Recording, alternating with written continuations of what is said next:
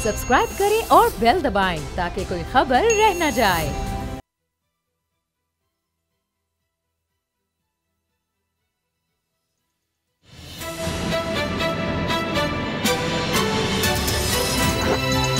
अब पता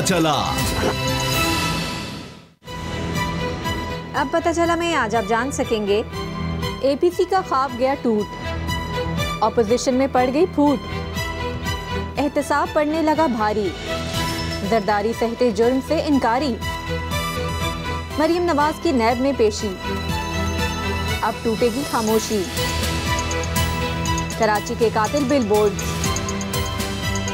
मेयर कराची की अदालत में सरजनिश। बिस्मिल्लाहिर्रहमानिर्रहीम, अस्सलाम वालेकुम। मैं हूं मोहम्मद उसामा गाजी और आप देख रहे हैं अब पता चला। आज पार्क लेन केस में साबिक सदर आसिफ अली जरदारी पर भी फर्द जुर्म आयद कर दी गई।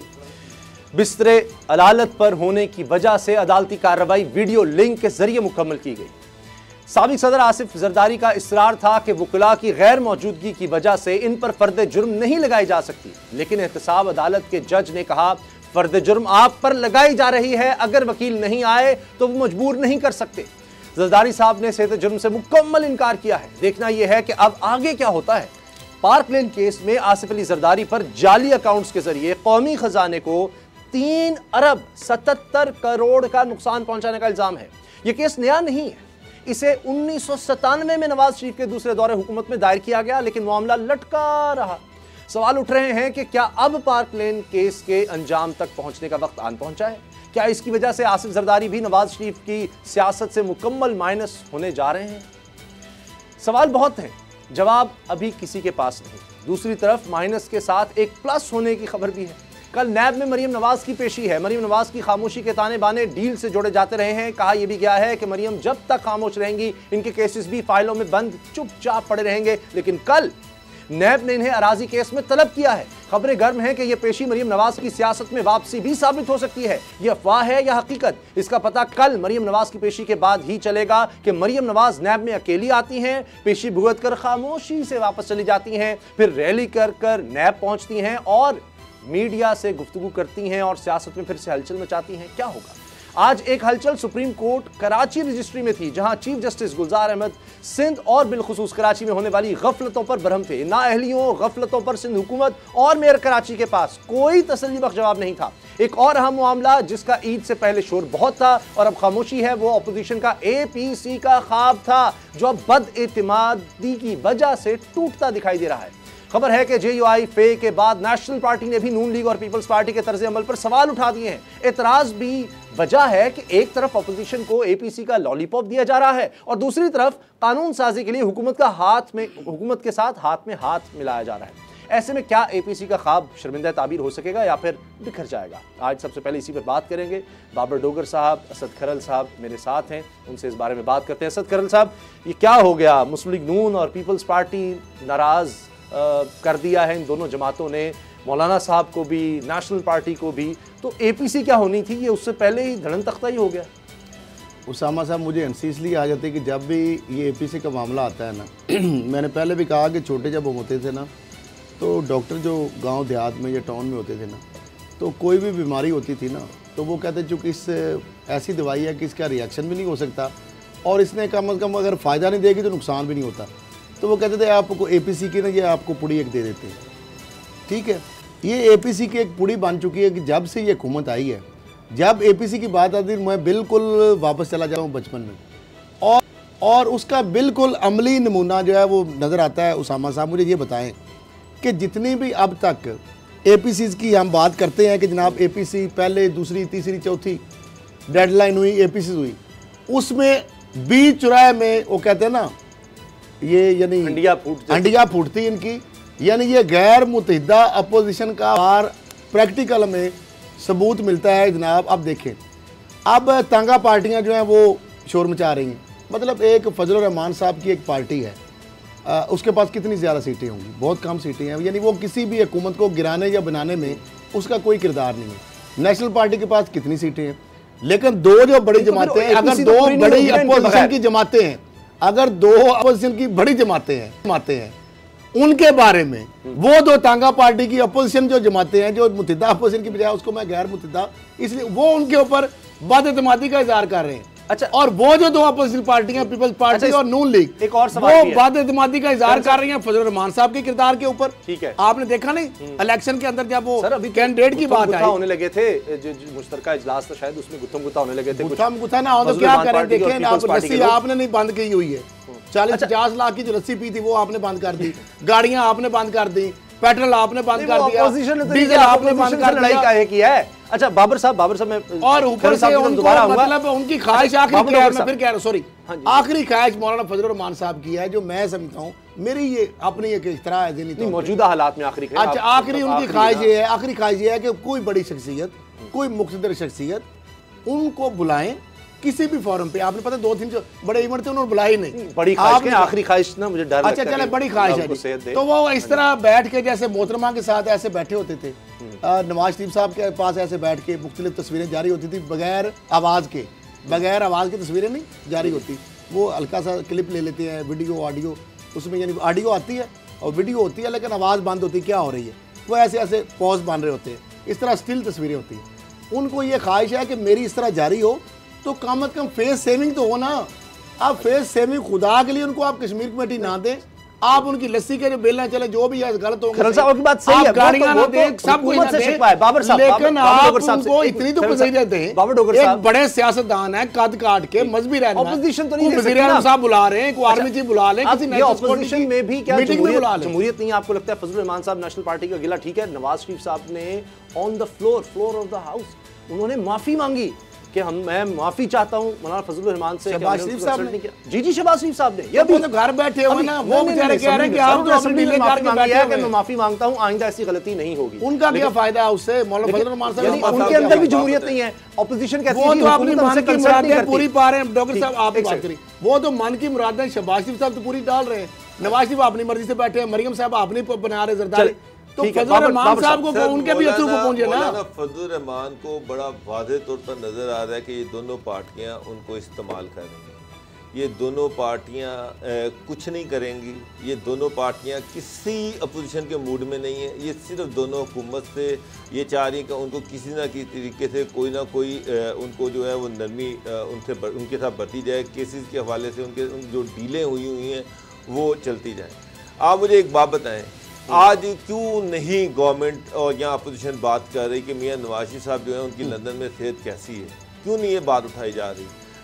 इस बात को भी अब 6 महीने गुजर गए उनको गए हुए भी, अब तो उनकी सेहत के वाले से कोई बात करता ही नहीं है, ये इशू डिस्कस ही नहीं किया जाता। पहले रिपोर्ट जमा कराई गई अदालत में जिसमें बताया गया कि उनकी जान को बहुत ज्यादा खतरा है, घर से बाहर भी निकले वो भी खतरनाक हो सकता है उनकी सेहत के लिए। ये पूरा उनका वो जो डॉक्टर है उसने बताया कि उनका इलाज शुरू नहीं हो सकता। सर उसमें लिखा है उनको ब्लड प्रेशर है, किडनी का मसला है, उनको शुगर है, उनको हाइपरटेंशन है, ज़हनी मसला भी है, और ये तमाम हार्ट का मसला है, लेकिन वो हार्ट का और प्लेटलेट्स बीमारी सिर्फ इक़्तिदार की है, ऑपरेशन नहीं हो सकता जब तक ये चीजें स्टेबल नहीं होती। अगर वज़ीर आज़म की कुर्सी उनको मिल जाए, इक़्तिदार उनको मिल जाए, बीमारी 1 सेकंड में ठीक हो जाती, सर्टिफिकेट मैं देता हूँ। डॉक्टर साहब ठीक है बात, या नैब के केस खत्म कर दें, अगली फ्लाइट से वो वापस आ जाएंगे उसामा साहब। बात नहीं हो रही, फिर एपीसी नहीं हो रही। बाबर साहब कौन सी नेशनल पार्टी एपीसी कौन सी एपीसी हो रही है, कौन सी एपीसी कौन कर रहे हैं, कौन करेगा? पहले मुझे बताएं, एपीसी तो दूर की बात है, वो रहबर कमेटी का इजलास कब होगा? रहबर कमेटी जो बनाई गई वो आपस में दस्तों के बहाने हैं, वो कहते हैं अभी पहले बसिया नहीं उचके पहले अगर पहले लड़ पहले पड़े, अभी एपीसी होने से पहले लड़ पड़े। डील दोनों पॉलिटिकल पार्टीज की डील हो चुकी है। इमरान साहब जो कहते हैं ना कोई एनआरओ नहीं होगा, एनआरओ हो चुका होगा, ये हुकूमत को नहीं छेड़ेंगे, हुकूमत के 5 साल लेकिन फजलुर रहमान साहब का प्रॉब्लम है कि 5 साल पूरे करने के लिए ना कोई एपीसी होगी, ना उसका कोई एजेंडा बनेगा। एपीसी से पहले ही रहबर कमेटी जो है उसके अंदर ही इख्तिलाफात है, लड़ाई पड़ जाएगी। नून लीग जो है उसका एक अपना एजेंडा है, पीपल पार्टी का एक अपना एजेंडा है, नून लीग जो है वो अपनी असल जो एतराज है बाबर साहब वो ये है मौलाना साहब को, नेशनल पार्टी को, जो FATF पर आपने कानून साजी की उसमें इनको मुशावरत में लिया। अब वो एक कौमी इशू है, सारी दुनिया जानती है, पाकिस्तान को पता है, पाबंदी है, हमारी मईशत, हमारा मुल्क हमारा क्या, पाकिस्तान क्या, दुनिया का कोई मुल्क नहीं बर्दाश्त कर सकता FATF की पाबंदियां, उससे लेन देन का मसला हो जाएगा, तिजारत का, इकोनॉमी किसी, आप अलग तो नहीं बैठ सकते। तो मौलाना साहब को क्यों नहीं फिर उस पर लिया गया? मेरा नहीं ख्याल मौलाना साहब को FATF को इतराज होना था, कश्मीर पे वो नहीं गया वजारत खारजा ब्रीफिंग में, वो तो गलत किया। मौलाना का एजेंडा कुछ और है, इन दोनों पॉलिटिकल पार्टी का एजेंडा कुछ और है। नेशनल पार्टी मौलाना ये चाहते हैं कि मुल्क जाता है जाए, जो होना हो जाए। ये नवाज वाला जो है, ये पॉलिटिकल पार्टी जो है, ये कायरा साहब हमारे साथ हैं, जो है इनको इक़्तिदार में कमर ज़मान। कायरा साहब क्या आप मना लेंगे फजलुर रहमान साहब को? वो फिर नाराज हो गए हैं आपसे, और नेशनल पार्टी भी कह रही है हमसे मुशावरत ही नहीं करते। देखिए जी, पहला सवाल ये है कि जो हम कर रहे हैं, ये हुकूमत जो इस मुल्क के ऊपर एक अजाब की तरह मुसल्लत हो गई है, महंगाई है, बेरोजगारी है, पाकिस्तान की आलमी बेतौकीदी है, मुल्क के अंदर फेडरेशन के आपस में इख्तलाफात हैं, कोई बंदा इस पर राजी नहीं। और अब तो अदालतें भी कह रही हैं, लोगों के बाजू मरोड़ रहे हैं, इदारों को इस्तेमाल कर रहे हैं, कोई एक प्रॉमिस फुलफिल नहीं कर सके। हमने 2 साल कोशिश की, गालियां खाई, बुरा बने, लेकिन कोशिश करते रहे कि इस गवर्नमेंट की सिमत दुरुस्त हो जाए, ये बेहतर फैसले करने लगे। जैसे भी ये आ गए, लोगों ने मैंडेट दिया, नहीं दिया, बना हुआ, लेकिन ये गवर्नमेंट है, इसे काम करके लोगों को रिलीफ देना चाहिए। वो फेल हो गए, और ये हमारी राय नहीं है। मीडिया वाले कह रहे हैं फेल हो गए, अदालतें कह रही हैं फेल हो गए, अपोजिशन की जमातें कह रही हैं फेल हो गए, इत्तेहादी कह रहे हैं फेल हो गए, सिर्फ हम नहीं कह रहे। तो एक बात तय हो गई कि अब इस हुकूमत का रहना मुनासिब नहीं इस मुल्क के लिए। अब इसको जाना चाहिए तो क्या तरीका है? जमहूरी तरीके से जाना चाहिए। जमहूरी तरीका क्या है कि पार्लियामान के अंदर से प्रेशर बिल्ड किया जाए, और दूसरा सियासी जमातों को इकट्ठा किया जाए। ये है पीपल्स। अब यही बात है कायरा साहब, बड़ी जबरदस्त आपने बात की, जो वन लाइनर आपने दिया कि इसको हटाने का फेलियर भी आ गया, अदालतों के रिमार्क्स आ रहे हैं, मीडिया ने कह दिया। मैं आपके सवाल पे आने लगा था, अगर मुझे 1 मिनट और दे दें। मैं इसी सवाल कर मैं आपके सवाल का पहले का जवाब दे लूं, 1 मिनट मुझे दीजिए। जी जरूर। देखिए, गुजारिश ये है, अब हम कोशिश कर रहे हैं, मौलाना फजलुर रहमान साहब कोशिश कर रहे हैं, मुस्तफी कोशिश कर रहे हैं, मुख्तलिफ जमातें, हमारे आपस में बहुत सारे इशूज पे बहुत सारे इख्तलाफात हैं, और हमेशा होता है, इसीलिए मुख्तलिफ जमात इन इख्तलाफात को मिनिमाइज करके कॉमन ग्राउंड तलाश करनी है। मौलाना फजलुर रहमान साहब एक सियासी मजहबी जमात को लीड करते हैं, जिनसे पीपल्स पार्टी जो एक सेकुलर टेंडेंसी वाली जमात है, उनके बहुत सारे डिफरेंसेज हैं, लेकिन माजी में भी हम लार्जर इशूज के ऊपर इकट्ठे हुए, अब भी हुए, अभी भी हमारे इख्तलाफात रहेंगे, ये कोई अचंभे की बात नहीं।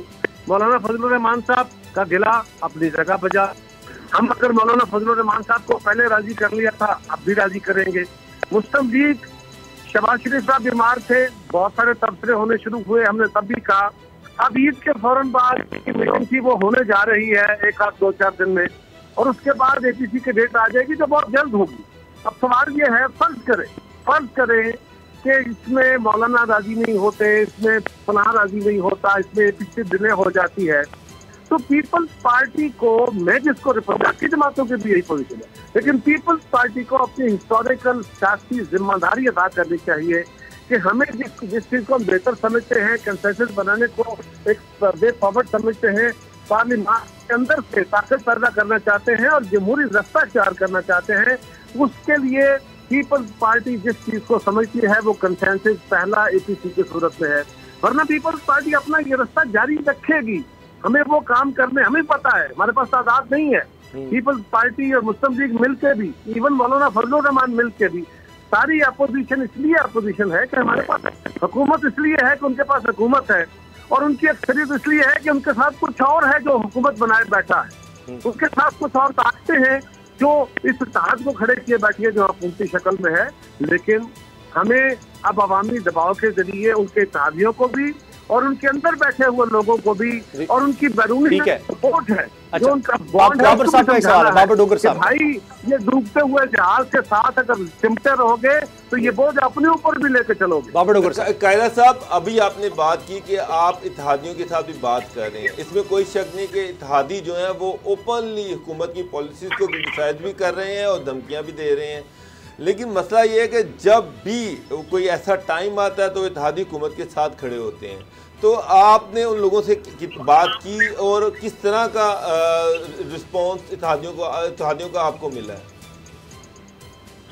देखिए, इत्तेहादियों के साथ एक तो तरीका है कि हम गुफ्तगू करेंगे, वो कर रहे हैं, करेंगे। एक इत्तेहादी छोड़ गए, दूसरा पर तोल रहे हैं, वो मजबूर है। मैंने कहा ना, जो बॉन्ड है, हम बॉन्ड को भी समझा रहे हैं कि भाई आपको भी समझना चाहिए, पाकिस्तान के लोगों की आवाज सुने। अगर जमहूर की आवाज न सुनी जाए तो अल्टीमेटली बड़े नुकसान हुआ करते हैं। उसके बाद हमें यह समझने की जरूरत है। तो हम उनको भी कोशिश करेंगे, हमारा काम कोशिश करना है। इसका मतलब ये है कि आप जो बॉन्ड है उसके साथ भी आपकी बातचीत चल रही है इस इशू पर। देखिए, पहली गुजारिश ये है कि किसी बॉन्ड से, किसी एम्पायर से हमारा कभी इशारे की जुबान में बात नहीं होती।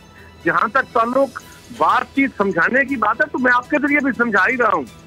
मैं जब असेंबली में बात करता हूँ तो समझा रहा होता हूँ, मैं जब जाके जलसे में बात करता हूँ तो समझा रहा होता हूँ।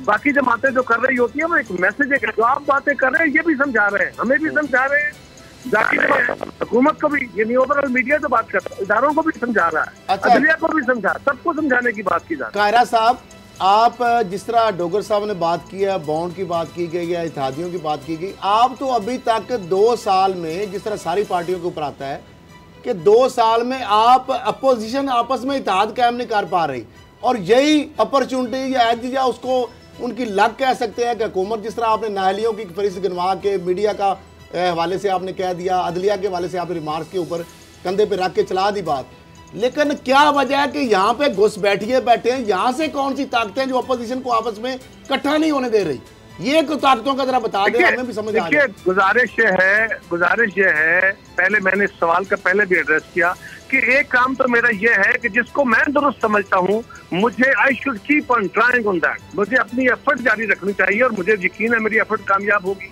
हो सकता है ना हो, लेकिन मेरा यकीन है। अगर ये यकीन ना हो तो बंदा जिंदगी नहीं जी सकता। अगर आपको ये यकीन ना हो कि मुझे शाम को खाना मिलेगा, आपको ये यकीन ना हो कि मैं कल बाहर निकलूंगा, हालात पता नहीं क्या हो जाएंगे, गाड़ी में बैठूंगा, एक्सीडेंट हो जाएगा, घर नहीं पहुंच सकूंगा, तो आप गाड़ी में बैठना छोड़ देंगे, अपनी जिंदगी रुक जाएगी। तो मेरी जो जिम्मेदारी मैं कर रहा हूँ। लेकिन दूसरी गुजारिश ये है कि जो ये हुकूमत है, क्या ये फेल हो गई? मेरी दानिश में हो गई। अब अगर बाकी जमातें मेरा साथ देंगी, यकीनन देंगी, अगर नहीं भी देंगी, और अगर वो फर्ज करे, दूसरी बात ये आपने फरमाया कि 2 साल में हम इत्तेहाद नहीं बना सके। आप पाकिस्तान के जितने इत्तेहाद बने, आप मार्शल लॉ के खिलाफ जितने इत्तेहाद बने, आप जरा उन इत्तेहादों की तारीख देख लीजिए। लेकिन अभी तो जमहूरी हुकूमत है ना कारा साहब, मार्शल लॉ के दौर के साथ किसी एम्पायर के इशारे के, सुन लेना मेरा, मैं आपके सवाल का जवाब, किसी एम्पायर के इशारे के बगैर बने इत्तेहाद, वो इत्तेहाद 1.5-2 साल बाद ही बनते हैं। हुकूमत को मौका दिया जाता है। अगर साल पहले या पहले 6 महीने तो आप अंपायर की उंगली के इशारे के मुंड से रहे तब इत्तेहाद बनाएंगे अपोजिशन, ये हम समझे जो आपके कहने का बिल्कुल, आप बिल्कुल गलत कह रहे हैं या मेरी बात को बिल्कुल गलत समझ रहे हैं। मैंने तो बड़ा वाज़ेह तौर पे कहा कि मैं किसी अंपायर के इशारे का कभी मुंतजिर था, ना रहा हूँ, ना रहूंगा। अच्छी बात। अच्छा कायरा साहब, एक और मामला है पार्क लेन केस का, 1997 का केस, मियां नवाज शरीफ साहब के दूसरे दौरे हुकूमत का केस, तब से आज तक ये अंजाम को नहीं पहुंच सका। ये एक तारीख है इसकी। अब ये दोबारा से इस पे फर्द जुर्म अब आखिरकार, यानी इतने साल बाद ये जरदारी साहब पे फर्द जुर्म अब आज आयद हो गई, कुछ तो हुआ इस केस में। चलें, आप क्या समझते हैं इसको, क्योंकि मंतकी अंजाम होगा इस केस का?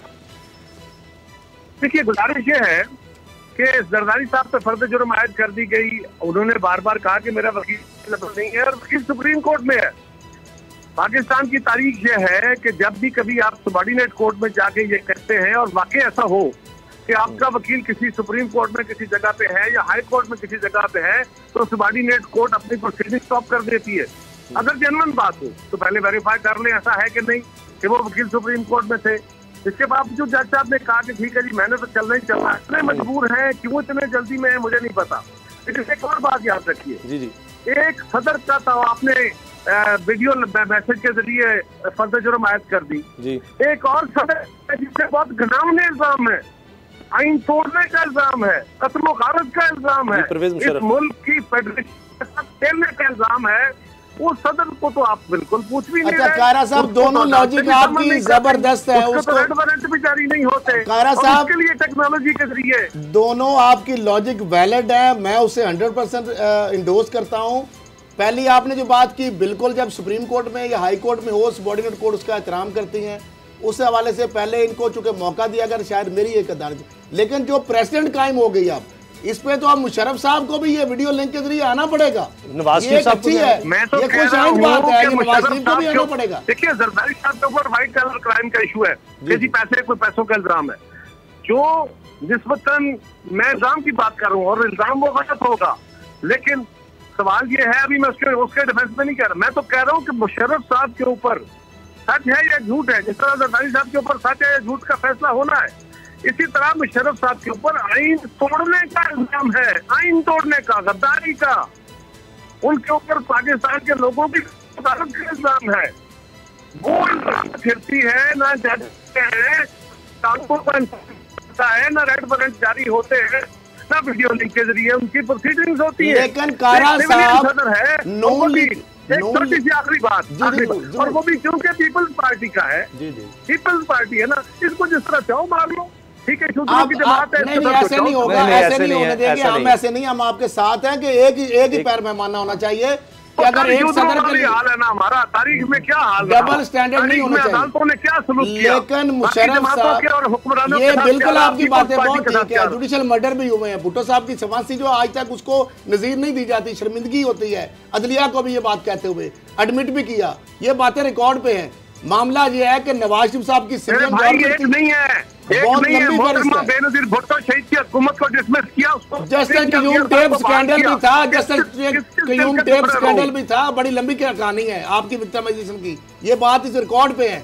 मामला ये है कि नवाज शरीफ की जमहूरी हुकूमत थी माशाल्लाह, चौधरी निसार से पूछ लें और सारी रिकॉर्ड पे है, किसने उनको सेफ पैसेज दिया, मुशर्रफ को मुल्क से भागने में किसने मदद दी, ये जो बयानिए वाले हैं आपने कभी बात पीपल्स पार्टी की, अरे भाई ठहर जाएं, मुशर्रफ साहब अदालत जा रहे थे, जी अदालत जाते जाते अचानक उनका कानवाई उनको लेके अस्पताल चला गया, क्या आप भूले हुए हैं कौन लेके गया? मैं नवाज शरीफ ने इजाजत दी, कानवाई या अदालतों में या अस्पतालों में जाना में, ये तो हमारे कितने भी डिग्निटरीज है, इजाजत कौन लेके गया था मेरे भाई? अच्छा चलिए, शकील बैठा हुआ है, आपके लीडर जरदारी साहब बैठे हैं, नवाज शरीफ सजा याफ्ता होने के बावजूद बाहर बैठे हुए, ये तो सारों के साथ है। आपका भी पता है, नहीं ब्रेक लेनी है, लेकिन क्या वजह इतनी कमजोर क्यों है हमारी जमहूरियत? अच्छा सर, इतनी कमजोर है कि आज आप बात करते हो भी डरते हैं, आप बात एक्सपोज करें, लीक को एक्सपोज करें।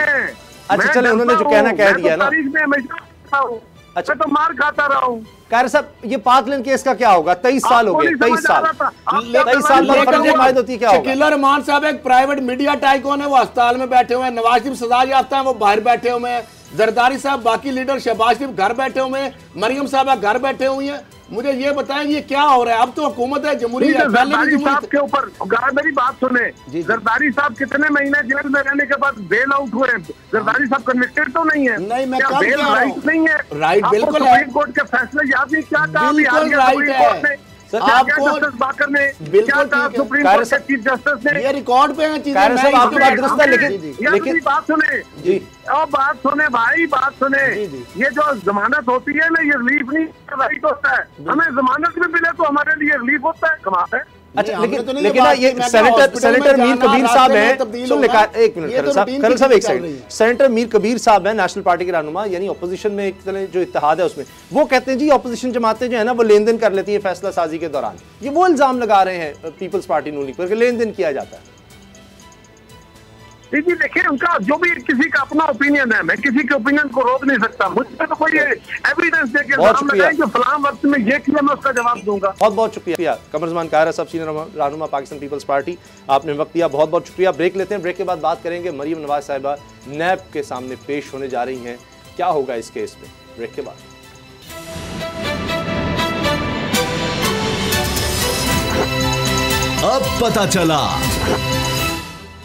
11 अगस्त को मरियम नवाज साहिबा नैब के लाहौर ऑफिस में जा रही हैं और उनसे तलब किया गया है कि तमाम रिकॉर्ड लेकर आएँ। 1440 कनाल ज़मीन किस तरह उन्होंने हासिल की, किस तरह फिर वो ग्रीन एरिया उसको कह दिया गया बाद में कि यहाँ कोई कंस्ट्रक्शन ही इर्द गिर्द नहीं कर सकता, कोई ना ख़रीद सकता है, उस तरह ना बेच सकता है, कि रेजिडेंशियल ही नहीं है, सिर्फ इनको मिल गई।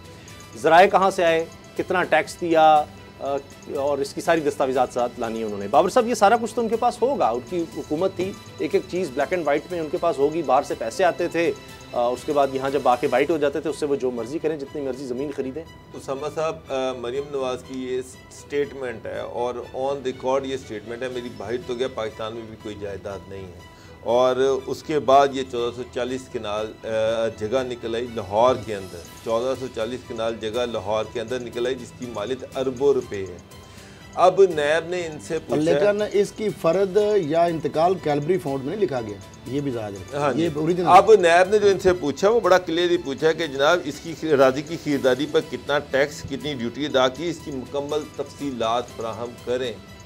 उसामा साहब, टैक्स, ड्यूटी, ये वो अल्फाज हैं जो शायद ये सुनना भी पसंद नहीं करते। ये शराफिया की वो क्लास है जो समझती है कि ये हर तरह के टैक्स और हर तरह की ड्यूटी से मुबर्रा हैं। तो मरियम ने कौन सा टैक्स अदा किया होना, सवाल ही नहीं पैदा होता। ये टोपियों का हेर फेर होगा कि इसके पैसे उसने दिए, उसके पैसे उसने दिए, इसके ज़रिए से इधर से, और इस तरह से टोपियाँ घुमाएंगे, टेक्निकल तरीके से कोई रिलीफ लेने की कोशिश करेंगे। अदरवाइज़ मुझे तो नहीं लग रहा कि इन्होंने कोई टैक्स दिया हो, कोई रिटर्न भरी हो, किसी को बताया हो कि ना ये मैंने ज़मीन खरीदी है, इसकी कोई तफसीलात उनके पास हो।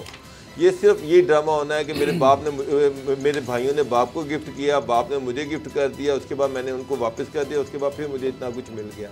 ये सारी इसी तरह की कहानी है। ये भी तो अभी भी उसामा साहब मुझे एक बात बताएं, अभी भी मरियम एक सजा याफ्ता है। अभी भी मुझे बताएं, नवाशी साहब सर्विसेज हॉस्पिटल में थे, बहुत बीमार थे, उस वक़्त उनको बेल इस शर्त पे कि दी गई कि वो अपने बाप की देखभाल करना चाहती थी, जिसकी प्रेसिडेंट बहुत कम है, आम बंदे को इस तरह बेल नहीं मिलती, उनको बहरहाल बेल दे दी गई। वो बेल लेके वो सर्विसेज हॉस्पिटल में चली गई। मियाँ साहब जो थे वो उसके बाद लंदन चले गए, वो 3 महीने से लंदन में है। होना तो ये चाहिए था कि जब मियाँ साहब लंदन चले गए और ये अपने वालिद की देखभाल तो नहीं कर रही हैं, अब तो घर में बैठी हुई, तो इनको वापस जेल में जाना चाहिए था, वे वहाँ जाकर अपनी सज़ा पूरी करती। लेकिन मैं हैरान हूँ कि किसी ने चैलेंज ही नहीं किया। खैर साहब, ये बेहतर आप बता सकते हैं कि नैब को चैलेंज करना चाहिए। एक बहुत अहम नुक्ता ले आए, किसी का इस तरफ ध्यान ही नहीं है। उसामा साहब, नहीं, आप उस वक्त, मैं उस वक्त कोर्ट में था जी जी, जब इनकी बेल को अप्लाई किया, इनके वकला ने कहा कि मियाँ साहब जो हैं उनकी सेहत खतरे में, उनकी जान खतरे में, कुछ भी हो सकता है, ये बेटी हैं और इनको अलाउ किया जाए, ये अपने बाप के पास जाके उसकी तीमारदारी कर सकें। तो ये गई, इन्होंने जाके उनकी तीमारदारी की है। उन्होंने कहा फैमिली का और कोई मेंबर नहीं है, एक मिनट, फैमिली का कोई बंदा नहीं है, ये बेटी है, तो इनको अलाउ कर दिया जाए, ये जाके अपने बाप की तीमारदारी कर सके, बाकी सारे लोग तो बाहर बैठे हुए हैं। अदालत ने इंसानी हमदर्दी की ग्राउंड पर इनको बेल दी कि जाके अपने वालिद की तीमारदारी कर लें, उनके पास चली जाएं, उनको देखभाल कर लें, क्योंकि ये वाहिद ब्लड ग्रुप उनका ब्लड रिलेटिव है जो इस टाइम पाकिस्तान में है। अब मियाँ साहब जो थे वो उसके 4, 5, 6, 10 दिन के बाद वो लंदन चले गए और मरियम साहिबा घर चली गई। मुझे हैरानगी है नैब के ऊपर कि नैब ने इसको कंटेस्ट अच्छा, ये भी तारीख का हिस्सा है। अच्छा, दो करण साहब एक सेकंड, ये भी तारीख का हिस्सा, आप इस पर भी बताइएगा कि पंजाब असम्बली में जब हुकूमत होती थी शरीफ खानदान की, तो ये कानून आ जाता था, जब इन्होंने ट्रांसफ़र करनी है कोई जगह तो कानून आ जाता था जी कोई ड्यूटी नहीं है। जब जमीन ट्रांसफर हो गई तो अगले ही दिन दोबारा कानून वापस आ जाता जी अब ड्यूटी है। ये तो पुराना घर है, 400-500 एकड़ में वो घर है जाती उमरा का। मुझे बताएं कि उसके ऊपर क्या टैक्स पे करते हैं। ये इतना बड़ा महल है जरदारी साहब का बहरिया टाउन में, उसके ऊपर जरदारी साहब ने कितना टैक्स दिया है।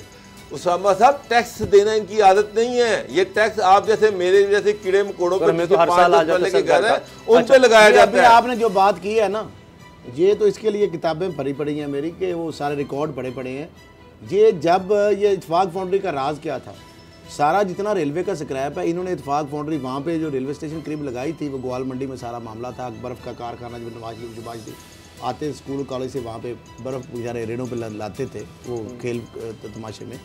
मामला ये है कि वो सारा भट्टी जो किधर से बनी और उस वक्त टैक्स कितना देते थे। मेरे पास तो 1945 से लेकर इनके रिटर्न पड़े हुए हैं। CBR जो बाद में FBR बना, इनके सारे रिकॉर्ड पे पड़े हैं, किताबों छपी हैं, सुप्रीम कोर्ट में पेश हुई।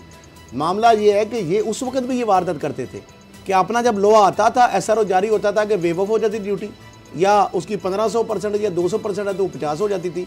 जो ही मैं जहाज लैंड करता था, क्लियर होता था माल, साथ ही डबल ट्रिपल ड्यूटी हो जाती। कंप्यूटर खत्म हो गए, बाकी लोहा सारा स्क्रैप खा गए। मामला ये है कि अभी आपने डोगर साहब ने जो बात की है ना, बड़ी ज़बरदस्त बात है। इसमें 2 पहलू हैं इसके। एक तो उन्होंने कहा कि नैब को चैलेंज करना चाहिए, दूसरा मुझे ये बताया कि वो मरियम साहिबा जो है वो अपने वालिद की इतनी जो हालत है, कितनी दफ़ा वो हाई कोर्ट में दोबारा गए कि जनाब मुझे बाहर भेजा जाए, कितनी दफ़ा वो सुप्रीम कोर्ट गए कि जनाब मुझे बाहर भेजा जाए, मेरे वालिद साहब की खैर साहब आप घुमा के उनकी तरफ लेके आते हैं। मेरा सवाल ये कि गवर्नमेंट कहाँ पे बैठी हुई है? गवर्नमेंट जो इमरान खान बार-बार कह रहे हैं कि कोई एनआरओ नहीं है, तो फिर कोर्ट में जाए। पहला एनआरओ हुआ सिला रहमी, नवाज शरीफ को बाहर भेजना एक सिला रहमी एनआरओ था। हाँ, नवाज शरीफ को बाहर किसने भेजा? कोर्ट ने ऑर्डर जरूर किया, लेकिन हुकूमत की कॉन्सेंट से हुकूमत ने अलाउ किया। जाके कहा कि जनाब इसको इनको जाने दिया जाए। नैब ने कहा कि नैब ने कहा जी हम प्रेस नहीं करते, आप इनको बेल दे दें। कहा गया था कि अगर नवाज शरीफ साहब को खुदा न खास्ता हुआ तो इमरान खान पर मुकदमा होगा। हज़रत में पहुंच चुकी हुई थी। अच्छा, अब थोड़ी सी बात, अब मरियम साहिबा जो है वो उधर नैब में जब थी, आपको पता है फोन भी निकल आया और बड़े मसले मसाइल हो गए। उसके बाद मरियम साहिबा खामोश हैं, उन्होंने क्यों खामोश? आप सिर्फ चेयरमैन नैब जवाब दें। अच्छा, कि मुझे आप बताएं कि ये नैब क्यों नहीं उसके खिलाफ अपील में जा रहा? वो तो अब देखें, नैब के तर्जमान तो बता सकते हैं, या डीजी नैब बड़े एक्टिव है माशाल्लाह, मेजर शहजाद सलीम साहब, या जस्टिस जवेद इकबाल साहब जो आपका अभी तो बुला रहे हैं ना, या अभी नवाज शरीफ आसम अभी तो बात करो, आप तो नहीं है, मैं तो लीगली बात कर रहा हूं। ये बात आपका वैलिड पॉइंट है, इसका जवाब उनको प्रेस रिलीज और बहुत सारी करते हैं, ये भी करनी चाहिए, क्लैरिफाई करना चाहिए। शहजाद सलीम बड़े एक्टिव हैं, प्रो एक्टिव है, बल्कि नवाज शरीफ आसम साहब जो है चेयरमैन साहब इसका जवाब दे सकते हैं, क्योंकि नाजरीन के ये ज़हनों में सवाल उठते हैं। अच्छा, मामला ये है कि ये जो मरियम साहिबा को बुलाया गया है, जिनकी लंदन तो क्या पाकिस्तान में भी कोई इजाज़त नहीं, ये 1440 अगर मैं गलत नहीं हूँ, इसकी अब नैब ने उनसे रसीदें मांगी। अभी आप आ जाएं मोहतरमा, और 11 अगस्त को आप ये ज़रा रसीदें भी अपनी कि ये जो मनी ट्रेल है वो भी साथ लेते आइएगा, कितनी आपने इसके ऊपर टैक्स दिया, ड्यूटी कितनी अदा की, ये मुकम्मल। मरियम साहिबा जो है आज से जनाब उन्होंने एक डंडोरा पीट रही हैं लोगों को कि उठो, आओ, आ जाओ, जाती उम्रा पहुँच जाओ, 9 बजे जुलूस कारवान है। मुझे समझ नहीं आ रही कि ये नैब के दफ्तर जा रही हैं या किसी जलसा गाह में जा रही हैं, ये कोई विक्ट्री का मतलब क्यों जीत के आई हैं, कोई कप जीता है कि कोई आम शख्सियत नहीं है, मजाक है, कोई बनाना पब्लिक है कि रेट ऑफ द गवर्नमेंट है, पॉपुलर मुल्जम है जिसके ऊपर इतने चार्जेस हैं। शहबाज शरीफ भी ऐसे ही जाते हैं। चलें ठीक है, आगे आ जाता है जी, शहबाज भी ऐसे ही पेश होता है। अब मामला ये है कि ये जो 9:30 बजे उनके आज कारकुन उधर पहुंच जाए और दफ्तर तक जनाब वो जाएंगे। अब मामला ये हुआ कि उस वक्त इनकी हुकूमत थी, इनके चचा जो हैं शहबाज शरीफ साहब सीएम थे, उस वक्त डीजी LDR चीमा साहब थे, जिनके माशाल्लाह अरबों रुपए के खांचे हैं। नूरुल अमीन साहब के बारे में बड़ी एक अहम बात बता दें डॉक्टर साहब, आप भी इसके बारे में। नूरुल अमीन साहब उस वक्त DCO थे, डिप्टी कमिश्नर, बाद में उहदे चेंज नॉमनक्लेचर होता रहता है। नूरुल अमीन साहब और आर चीमा साहब तो आपको सबको पता चल गया कि वो किस तरह काम कर रहे थे। नूरुल अमीन मैंगल साहब को जरा सा नैब ने पूछा, क्योंकि इसमें मुल्जम है वो, तो वो मेरा ख्याल पूरी तोता मैना कहानी बता देंगे। अच्छा, इसमें बेनिफिशरी मरियम साहबा नहीं है, इसमें नवाज शरीफ साहब भी बेनिफिशरी हैं, इसमें शहबाज शरीफ साहब भी बेनिफिशरी हैं, और फिर उस इलाका को ग्रीन एरिया डिक्लेयर कर दिया गया। बहुत सारी हाउसिंग कॉलोनी थी, यानी तामीरात रोक दी गई, फर्दें लोगों को अजरा रोक दिया गया।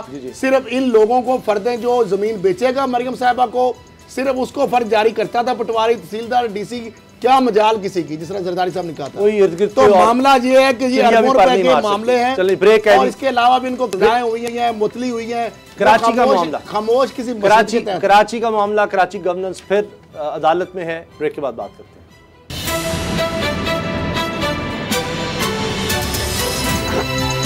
अब पता चला कराची के हालात पर बिलबोर्ड्स पर अज़खुद नोटिस केस में चीफ जस्टिस ऑफ पाकिस्तान ने बहुत ही सख्त रिमार्क्स दी हैं, ख़ास तौर पे मेयर कराची के हवाले से। तो मुझे तो पढ़ते हुए, आपको बताते हुए शर्म आ रही है कि किस तरह के लोग हैं जो कराची में, यानी कराची को बेहाल कर रहे हैं, और चीफ जस्टिस भी उस वजह से सवाल पूछ रहे हैं। अब ये कराची का मुकदमा जो कि सुप्रीम कोर्ट में है, तो इसमें रिमार्क्स आए हैं, कराची बिलबोर्ड गिरने पर चीफ जस्टिस गुलजार अहमद शदीद बरहम हुए हैं, कराची को हर कोई तबाह कर रहा है, लगता है हुकूमत और मेयर की शहरियों से दुश्मनी है। ये रिमार्क्स हैं चीफ जस्टिस ऑफ पाकिस्तान के। हर जगह बिलबोर्ड्स अगर ये गिर गए तो बहुत नुकसान होगा, ये कानून की खिलाफ वर्जी है, हुकूमत नाम की कोई चीज़ ही नहीं है, बच्चे गटर के पानी में रोज डूबते हैं, मेरी गाड़ी का पहिया भी गटर में चला गया था, सिंध हुकूमत की रिट कहां है, आप कब जाएंगे? चीफ जस्टिस का मेयर से इस्तफसार। 28 अगस्त को मुद्दत खत्म होगी। ये जवाब आया जनाब वसीम अख्तर साहब का मेयर कराची का कि 28 अगस्त को फाइनली उनकी मुद्दत खत्म हो रही है। जाओ जान छोड़ो शहर की, चीफ जस्टिस ने कहा। कराची बनाने वाला कोई नहीं, लोग आते हैं जेब भरकर चले जाते हैं। के इलेक्ट्रिक वाले भी यहां मजे कर रहे हैं। के इलेक्ट्रिक इंतजामिया का नाम ECL में शामिल किया जाए। रोज 8-10 लोग करंट लगने से मर जाते हैं। अब ये तमाम बातें चीफ जस्टिस ऑफ पाकिस्तान ने कही हैं और ये सब सच है। अफसोस से कहना पड़ता है, एक एक बात सच है। असद करल साहब, किस कदर दुख की बात है। मामला ये है कि उसामा साहब, बदकिस्मती ये है कि बज़ाहिर तो ये बड़ी नाम नहाद और जमहूरी हुकूमतें और अलंबरदार जमहूरियत के, लेकिन बदकिस्मती ये है कि बल्दियाती इंतखाब भी सुप्रीम कोर्ट ऑफ पाकिस्तान को इंटरवीन करके पीछे लग के करवाने पड़े। जब आपने इलेक्शन करा लिए तो पंजाब और सिंध के बल्दियाती इदारों को इख्तियार नहीं किसी ने दिए। अब वो तो 28 अगस्त को जा रहे हैं, पंजाब में किधर है बल्दियाती चीफ जस्टिस ने कहा इख्तियार नहीं है तो जाओ। चीफ जस्टिस साहब कह रहे हैं इख्तियार नहीं तो फिर ना बैठे। साहब मुझे ये बताएं, इसी प्रोग्राम एडवोकेट जनरल भी हैं, वहां कमिश्नर कराची भी है, वहां फेडरेशन को भी रिप्रेजेंट कर रहा है। इसी प्रोग्राम में नाज़रीन को भी याद होगा, आपको भी, डॉक्टर साहब को, मैंने कहा था कि के इलेक्ट्रिक ने गदर मचाया। नैब में इतने बड़े बड़े मैं फोल्डर दिए और वो आज भी नैब की अलमारियों में पड़े हुए हैं कि किस तरह के इलेक्ट्रिक, जिसके बारे में चीफ जस्टिस ऑफ पाकिस्तान ने आज रिमार्क दिए कि उन्होंने के इलेक्ट्रिक के वाले कराची को हर कोई तबाह कर रहा है। शहर से हर कोई अपने हिस्से की जेबे की बजाय उन्होंने यहाँ पे बाल्टी का लफ्ज इस्तेमाल, बाल्टी भरकर चला जाता है। यहाँ लोग एक दूसरे को मारने पर तुले हुए हैं। यहाँ लगता है सब के सब माफिया बने हुए हैं। वजीरों को देखो मुस्कुराते हैं, बड़ी बड़ी गाड़ी में घूमते हैं। एक छोटा सा आदमी, ये चीफ जस्टिस ऑफ पाकिस्तान के रिमार्क्स है, कराची की बिजली बंद कर देता है। ये CEO के इलेक्ट्रिक को मुखातब ECL में नाम डालें। अच्छा, 8-10 लोग करंट लगने से मर जाते हैं। किसी की इतनी हिम्मत नहीं कि वो कराची की बिजली बंद करे। के इलेक्ट्रिक ने अरबों खरबों के हिसाब से कमाया चीफ जस्टिस ऑफ पाकिस्तान साहब। ये नैब के पास फोल्डर हैं, ये जस्टिस जवेद इकबाल साहब को मैंने दिए थे और वो फोल्डर इतने बड़े बड़े हैं, 3 फोल्डर हैं। नैब इसका डिनायल करे और वो नैब कराची के पास पड़े हुए हैं। उस इंक्वायरी के ऊपर अब गर्द जम रही है। उसके अंदर सारी वारदातों की तफसील है कि कितना कॉपर बेचा गया, कितने अरब लूटे गए, कितना माल बनाया गया। इंक्वायरी, इन्वेस्टिगेशन सब कुछ साथ है, लेकिन नैब उसके फाइल के ऊपर पता नहीं कौन सी मसलते हैं बैठा हुआ है। उसके बाद नैब ने प्रेस रिलीज भी बनाई। उसके बाद फिर के इलेक्ट्रिक को अब मामला ये है एक बहुत बड़ा माफिया कि बदकिस्मती क्या है कि हुकूमत के वजीर, जहाँ का सदर मुल्कत वहाँ पे है, वहाँ पे बड़े बड़े वजीर है। वो के इलेक्ट्रिक के बाद बैठ के सुप्रीम कोर्ट कह रहे हैं, उसामा साहब सुप्रीम कोर्ट कह रही है और बड़ी बात, गिरफ्तार करें ना उसके डायरेक्टर को। साहब ये नैब गिरफ्तार करे ना करे, वो 3 फोल्डर जो है वो नैब से आप मंगवा लें। मेरा हाथ जोड़ के आपसे मुतालबा है, वो 3 फोल्डर मंगवा लें, सब चीज उसमें शामिल है।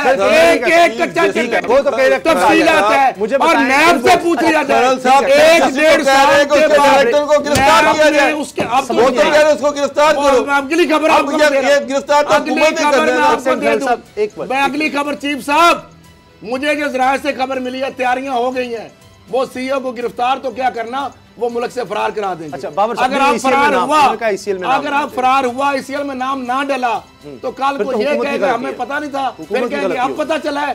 चेयरमैन नैब साहब, DG FIA साहब और वजीर दाखिला जो भी इंटीरियर सेक्रेटरी हैं, अगर वो CEO बाहर चला गया आप रिस्पॉन्सिबल होंगे, क्योंकि ऑनरेबल चीफ जस्टिस का ये ऑर्डर है।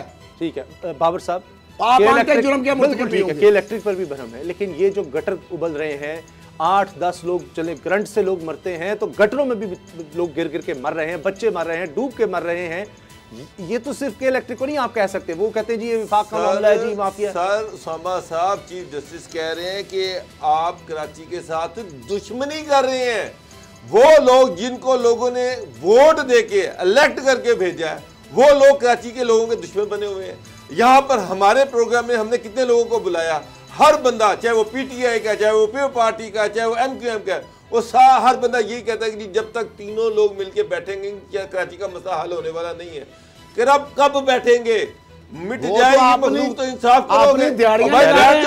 लोग आते हैं, कराची की हालत बेहतर कह रहे हैं, लोग आते हैं जेब भर के चले जाते हैं, इसमें गलत बात है, सिर्फ पैसे कमा रहे हैं सब। गलत बात है। अगर पैसे ना कमा के लूट के ना जाते हुए आज कराची का ये हाल होता जो पूरे आधे पाकिस्तान को फीड करता है, जिसके नाले उबलते हैं, गटर उबलते हैं, तारे आपने कॉपर बेच के सिल्वर लगा बड़ा जज कह रहा है एक मेयर को जो वोट लेकर आया है, वहां पे जाओ जान छोड़ो इस शहर की। तलक कराची से डॉक्टर साहब, चीफ जस्टिस पाकिस्तान ने एक चीज दुख की बात नहीं है कि एक शख्स वोट लेकर आता है और वो डिलीवर नहीं करता, कि चीफ जस्टिस को कहना पड़ता है जाओ जान छोड़ो। बिल बोर्ड से बिलियन कमाते हैं, इसलिए लगाते हैं। सर लोग मर रहे हैं। इससे ज्यादा शर्मनाक बात क्या होगी कि चीफ जस्टिस मेयर को कह रहे हैं कि जाओ जान छोड़ो, खुदा का नाम है, जाओ घर जाओ, अब जान छोड़ दो हमारी।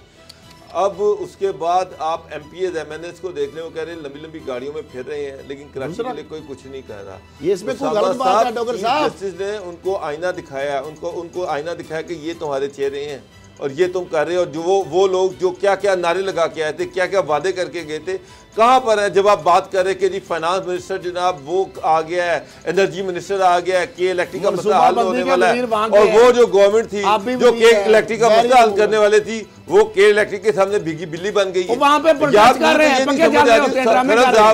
कहते थे कि ये कोई कंप्रोमाइज ही नहीं करने वाले इमरान खान साहब, यहाँ पे हर माफिया के सामने वो बैठ जाते हैं। तो पाकिस्तान कह रहे हैं माफिया है और टैंकर माफिया, वहां पे एफआईआर दर्ज हो चुकी है कि इलेक्ट्रिक के खिलाफ। ये जो लोग बच्चे डूब के मरते हैं इनकी भी एफआईआर सर अरेस्ट करें, चीफ जस्टिस के ऑर्डर है, 124 अरब देना है कि इलेक्ट्रिक ने 124 अरब गवर्नमेंट की लायबिलिटी।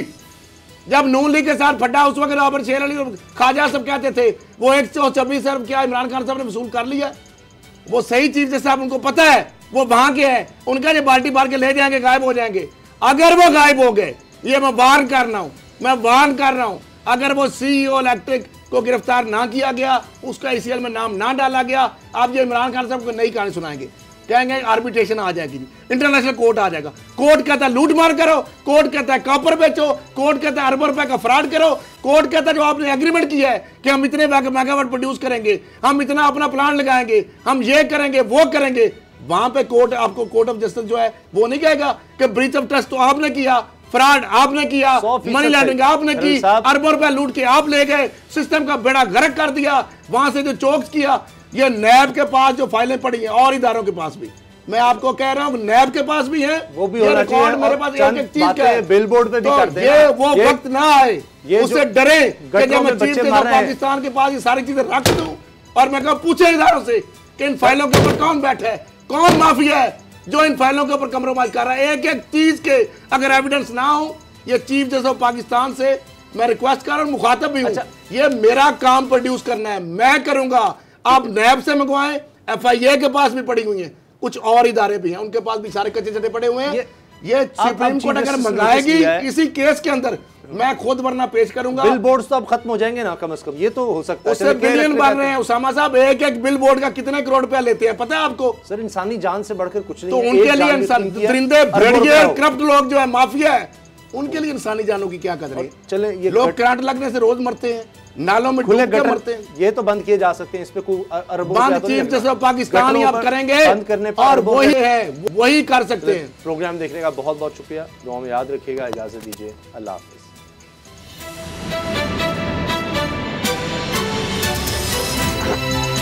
अब पता चला।